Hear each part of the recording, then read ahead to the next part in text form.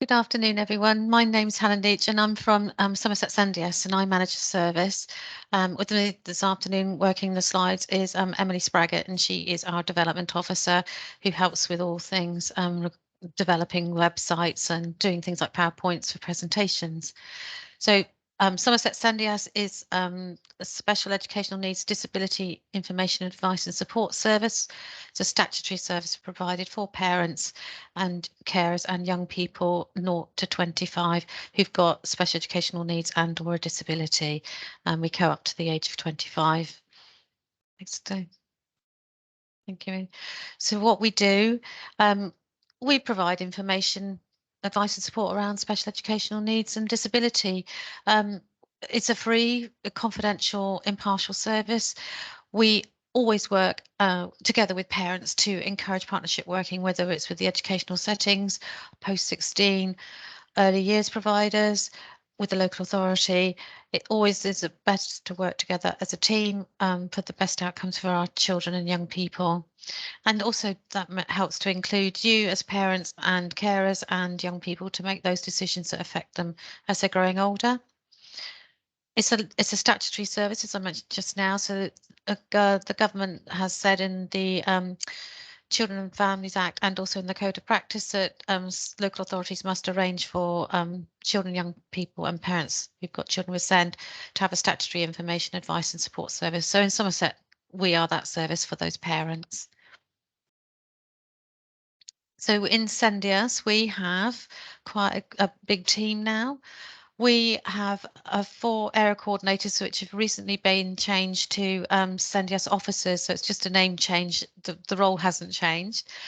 They cover Sedgemoor, Mendip, South Somerset, and Taunton and West Somerset.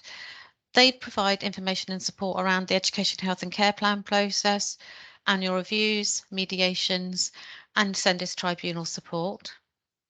We have a children and young persons officer. We currently have a vacancy for that post at the moment. Their role is to gain the views and wishes specifically of children and young people as part of their education, health and care plan, annual reviews, mediation processes, and also for tribunals. They also have responsibility for options for post-16 young people. The developmental officer is Emily. Her role is county-wide. She supports the development of the service, ranging from everything from updating the website, leaflets, delivering inductions, preparing training, and attending meetings on behalf of the manager as well. So she's a massive support to the service. We have 5 SEND support workers. They also cover Sedgemoor, Mendip, Taunton, excuse me, West Somerset, and Sedgemoor.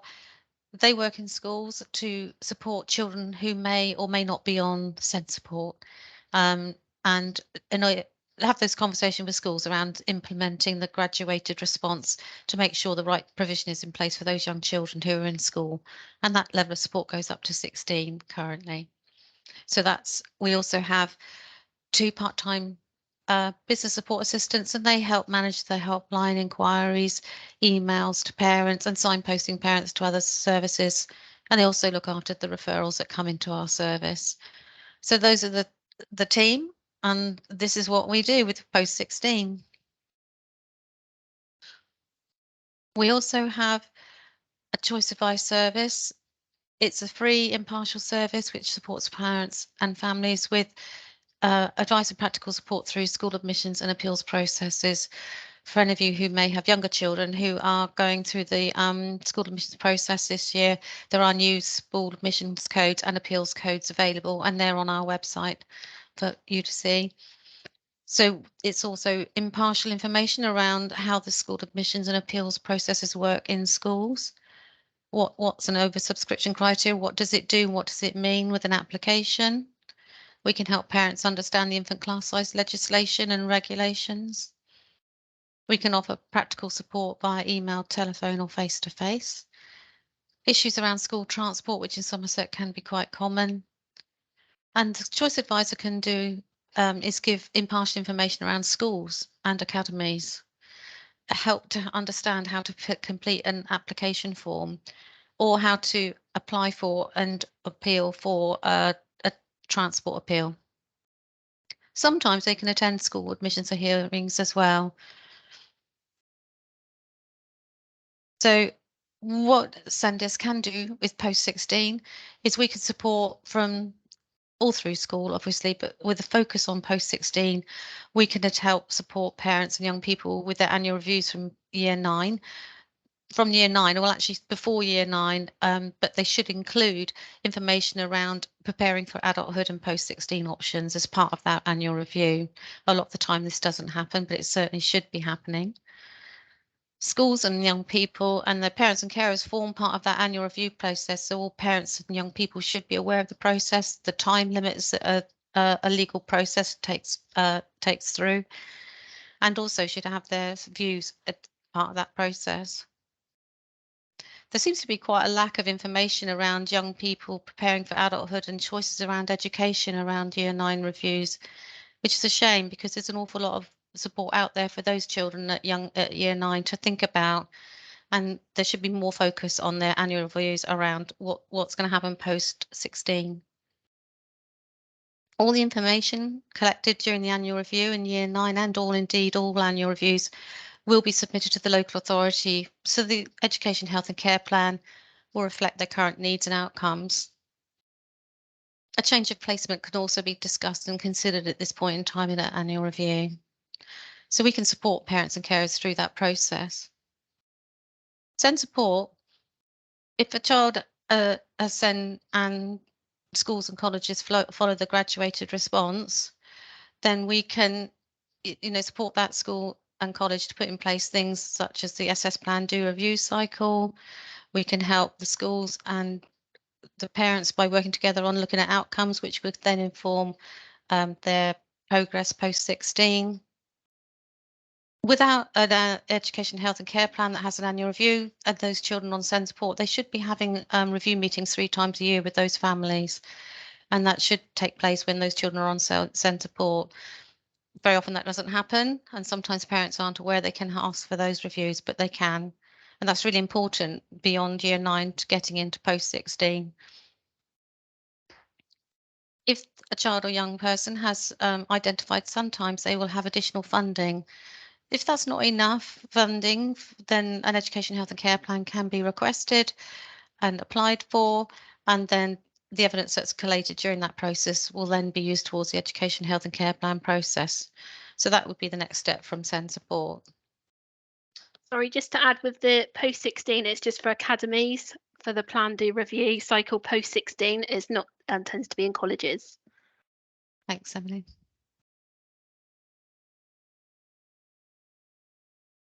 So when young people get to post 16, indeed, and in year 11, once they turn 16, consent changes. Parents are very much used to be in control of any aspects of legal things up until they're 16. But once the children get to 16, they have to get with people and services. All sorts of organisations have to get consent from that young person once they get to 16. As a service, we have a referral form for children post 16 that they sign in their own right, and the child becomes 16 on the last, becomes a young person technically in June, even though they might be 16 before that. After they turn 16, and then they're classed not as a child necessarily, but as a young person. Under the Children and Families Act, young people will have more say and are asked to have more say and are included in their education about what happens to their future going forward, and indeed while they're at school. Some young people have consent and not the parents. So some young people, majority of the young people we support, for example, they're more than happy to have their parents as part of their consent and happy for them to share that. But some young people prefer not to share their consent with parents, and that's okay if that's what that young person wants to happen. We haven't had that many cases where that's happened, but it's it's a fact that needs to be recognised. Parents and carers can always still be involved in the making of any support or decisions around education or anything going forward in life if their children or young person actually agrees for that to happen and gives their consent. Young people could also nominate a friend or a relative or another professional to advocate on their behalf instead of a parent, should they wish. And as this is difficult to understand when you've been a parent, you've been so heavily involved, sometimes young people post 16 do start to develop and have their own feelings and thoughts. But like I say, very often it's not the case, but sometimes they do want to just perhaps not have their parents involved to the level that they were before. And just a point here on mental capacity of young people, very often we might hear those comments about, well, they don't have the capacity to understand that. Well, when you get to post 16, that then the Mental Capacity Act can come in, and it's really important to be remembered that a person must be assumed to have capacity unless there's evidence to say they're not able to make a relevant decision. That decision may not always be the right decision from other people's views, but if that's a decision they're able to make and they understand the consequences of that, then they are able to make those decisions. It's very, very difficult to prove somebody does not have the capacity as well. So it's always, it's based on each question too. So it's quite complicated, but it's worth bearing in mind that, mental capacity is quite a complex thing. So parental and young people's expectations. When young people have to make a decision about what to do post 16, very often they don't know. Very often the comment will be, I don't know, or I don't know what to do. And it can be seemingly very limited to. Generally speaking, we find as a rule that most young people are guided towards colleges and college courses and getting GCSEs and so on. It's quite a big push for that. And that's fine for those children and young people that wish to do that. However, not college isn't always necessarily the right place for all children post 16. They may want to go to college, or they might want to do an apprenticeship, or they may not be even ready at that stage to do access either of those things, and they might be looking for something else to fill in that gap before they feel able and ready to attend college. It's difficult to know what's out there if nobody tells you, and it's difficult to know where to find that information. With people who've got an EHC plan as well, that can be more complicated because the review process can take some time to send out consultations and so on. But they have a right to that information around careers advisement. So it's worth asking schools that they're at to make sure that they get the relevant careers information so they can make those informed choices. So what is available for post 16? Well, there's quite a lot more out there than there used to be for sure for young people post 16. Somerset Schools and Learning, they've got a huge variety of subjects available and their small class sizes. So you might find that young people actually like that to continue their learning. They don't maybe feel that they can cope with a college, but actually Somerset Skills and Learning's put on some training for those young people in small classes, in small settings. So it's worth, pursuing and having a look at what they've got on offer and speaking to them. Apprenticeships. Apprenticeships used to be tradition in plumbing, building, hairdressing, those kind of things. There's a huge variety of different types of apprenticeships out there for young people and at different levels. So some students might be able to take on an apprenticeship and then do their English and maths whilst they're doing the apprenticeship, rather than it needing to be a requirement. There's also supported apprenticeships as well. They're targeted more so at those children, young people, or those young people who have education, health and care plans, and they can be with people ranging from the police, the Somerset and Avon Police, to the hospitals, to catering, to all sorts of different varieties of different places that will take on supported apprenticeships. And that means those young people are supported with a job coach or a designated support worker, named person that can help them, support them through and make sure that they access what they need to for their apprenticeship.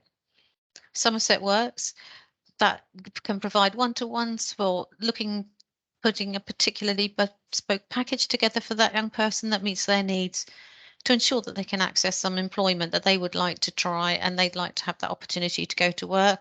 So Somerset Works are really skilled at putting that level of support in place to ensure that they're not on their own and they can access that support if they need it. Job coaches, Abri and Discovery, they are people who employ and who have employment coordinators, and they help support with young people on post-16 pathways. Those jobs coaches support those young people to attend and prepare for interviews, for example. They help them to go to initial meetings with employers, and they try and help them work out, what sort of things they'd like to do, what type of jobs they'd like to do, and they'll support those young people to access those. And that's through ABRI and Discovery, and it's worth giving them a call too if you've got a young person that's or thinking of what they want to do post 16. There's also one, the job centre. It's got a very old-fashioned people think of it in a very old-fashioned way, job centres, but actually they've got a huge source of help and support out there for young people post 16. They do a lot of work with children or young people who are autistics, for example. They put on a lot of training, a lot of work experience opportunities. They have disability advisors who specifically are trained to help those young people, to make sure they have the right benefits in place, to make sure they can access any work that they may choose to do, and to identify what sort of work they would like to do. There is a huge amount of work that they do now, the job centre, to help and support young people, and it's certainly worth giving them a call in your local job centre in your area, and there's one in every area of the county, so it's well worth giving them a call. Transport, transport post 16. It's worth noting, when a young person turns 16, there's no automatic right to transport to get them to their educational setting. As you can imagine, in Somerset, that's really difficult. It can be very, very challenging. If you live in West Somerset, for example, trying to get to Taunton, or if you live in South Somerset, perhaps down in Chard area, trying to get to Taunton or Yeovil colleges, and indeed in the Mendip area. In each part of the county, there are real issues around getting transport, and it's quite difficult as well now that the bus companies seem to be reducing all their timetables as well, which isn't helping the situation. But the local authority does have the discretion to assist transport and can take the opportunity to target those young people who need transport with those children with SEND. And that we will do, they will do that, and they will help put in together a contribution towards that transport. But it is very difficult to locate transport in some parts of the county, because we know there is a reduction in driver capacity. There aren't as many taxi companies as there were, and so it's quite a big issue in Somerset at the moment. Some colleges will provide a bursary towards the cost of their transport, and then you'd have to apply for that through the college. And if transport's not agreed, then you have the right of going to the appeals process. Going back to the a contribution the local authority can do. Sometimes they will, if they're at college or need to access an education somewhere, they will provide a personal travel payment. That's right, isn't it? I mean, personal travel payment, and that is to fund that young person to perhaps get a taxi or somebody else to help get them to their place of education.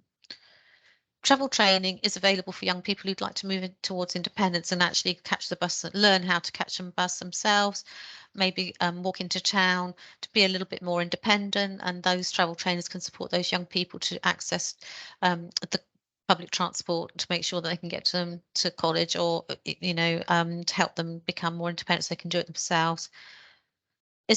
There aren't that many travel trainers in Somerset at the moment, but I think they're hoping to put more investment into that service. But at the moment, that is an option that you can actually request for those young people, or the young person can request for themselves.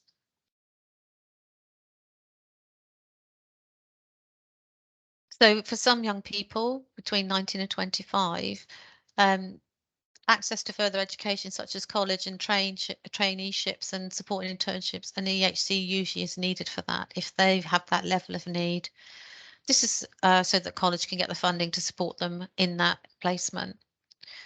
They need to be clear where they want to go so that they can put the information towards their education, health and care plan, which is usually reviewed on an annual basis. If the young person leaves educational training, then the EHC plan will then be ceased, and that means will be stopped. And sometimes that happens when some young young people go on to university. And if you go on to university, then there are other ways of funding that, access to the support they need in uni. So an education, health and care plan would be ceased if the young people went to university. The system of support for SEN places is particularly important on helping children and young people prepare for their future, and this is referred to in the code of practice as well. So it's quite complex, but it's there to help support those young people. We did have a Mentimeter, but unfortunately it's not working at the moment, so we'll pass on to the next one, Emily. Thank you. So on the local offer, you can also find lots of information on there. Also look at other website. The local authority has a local offer website, and it's just been updated. So I know they're looking for any feedback from parents as to what you think about the website that they've changed. And there's some information on there. You can find that. Other websites that have got really good information are our own website, the SENDIAS website. We've got quite a few links on there for things for post 16. Contact a Family, that's another good website for what entitlements young people can expect from 16. And they go into lots of detail. And that's a really good website to look at. Preparing for Adulthood is another good website. It's quite much easier for young people to actually read and see. It's a very good accessible website to find out any more information. And that is a whistle-stop tour of post 16, but it is worth investigating more other options for young people and make sure they know about it once they coming up to, sort of year 9, 10, and try and get some work experience and to help them make their decisions nearer to the time.